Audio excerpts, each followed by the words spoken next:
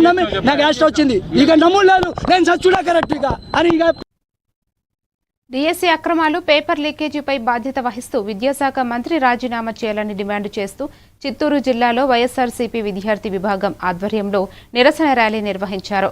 గాంధీ విగ్రహం నుంచి అంబేద్కర్ విగ్రహం వరకు జరిగిన ఈ ర్యాలీలో యువత పెద్ద సంఖ్యలో పాల్గొన్నారు. డిఎస్సీ వ్యవహారంపై సమగ్ర విచారణ జరిపి అభ్యర్థులకు న్యాయం చేయాలని నాయకులు డిమాండ్ చేశారు.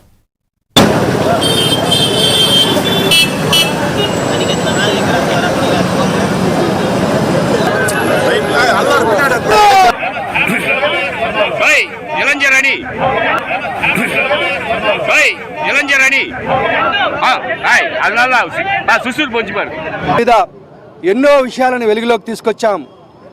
డిఎస్సి అభ్యర్థులకి ఏ రకంగా అన్యాయం జరిగిందో, అర్హులైనటువంటి వారు ఏ విధంగా ఉద్యోగాలు పోగొట్టుకున్నారో, ఏ విధంగా అర్హత లేని వారి దగ్గర నుంచి 15 నుంచి 20 లక్షల రూపాయలు డబ్బులు తీసుకొని ఉద్యోగాలు ఇచ్చారో అన్నీ కూడా సాక్ష్యాలతో సహా వైఎస్ఆర్ కాంగ్రెస్ పార్టీ జగన్మోహన్ రెడ్డి గారు ప్రజల ముందు ఉంచారు.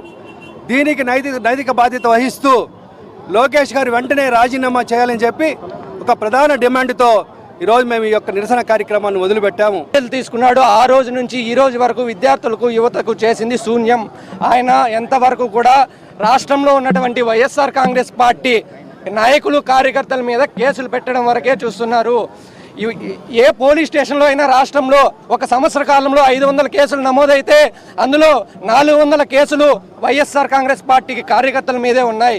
ఈ విధంగా పేపర్ లీక్ అయిందన్న సమాచారం మేరకు జంజీ ఏ విధంగా దేశవ్యాప్తంగా పోరాడిందో అదే స్ఫూర్తి తీసుకొని ఈరోజు రాష్ట్రంలో కూడా ఆ విధంగా పోరాడడానికి సిద్ధం పడ్డారు. ధర్మేంద్ర ప్రధాన్ రిజైన్ చేశారు వెంటనే నైతిక బాధ్యత తీసుకొని. అదేవిధంగా నారా లోకేష్ గారు కూడా డిఎస్సి అక్రమాల మీద తను కూడా విద్యాశాఖ మంత్రికి రాజీనామా చేసి